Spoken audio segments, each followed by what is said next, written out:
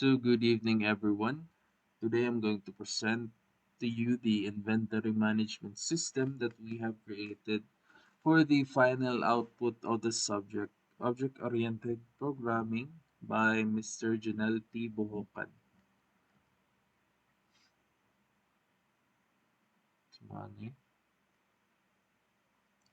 So, this is an inventory management system that displays the details of the products where you can edit or delete the contents of the products. So maka-add po the product ani as you can see. And we have a twist here which is kind of naka-unique lang niya kay mabutangan ni mo siya price and matotal na mga price per product. Kita po diri ang total stocks. Then mag-total po ang overall stock price. So this system is made by Python Flask as backend. Ang frontend po kay HTML, CSS. Then ang database nga magagamit kay MySQL.connector. So mag-walk through ta sa among system. So and here we are greeted by the homepage of our system. So this is where we can navigate or see the details of the products. As you can see here, kita na to ang product ID, name, quantity, price, total price, so on and so forth. So diri as a homepage, nagamit na nato ang one of the functionalities of CRUD, which is ang read functionality. So yung ginabuhat diri kay ginabasa niya ang data sa atong database at gina-display rin sa ato.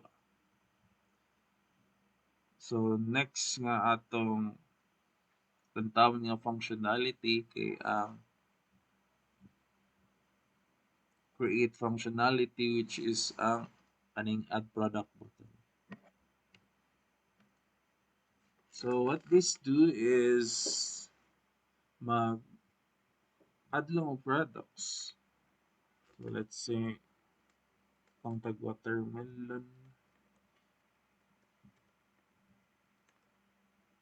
melon quantity about price 50.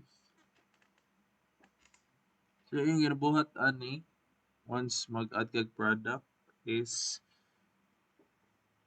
mga siya data kung unsay details sa yung product and once makuha na niya pag enter nimo yan din siyang ibutang sa itong database and once pag nana sa database yan na po na yung ilabay pabalik sa itong homepage para ma-display details. So next functionality we have the edit functionality. So what this do is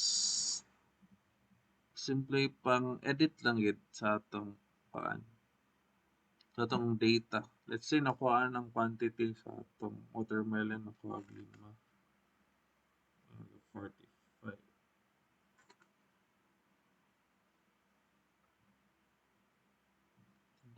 So ang nahitabo diri sa edit button or edit function kay once i-click nimo ang edit kay i-display niyang existing values sa field, let's say sa product name, product ID, price and so on. And after that, once na kay edit pag submit nimo sa updated nga details sa atong product kay tuoron na niya or i-update niya through query sa database and ang gamit niya pagtuod kay ang ID.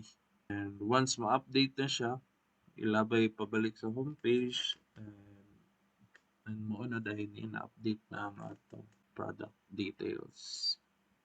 And lastly, we have the delete function. So self-explanatory na siyang function, no?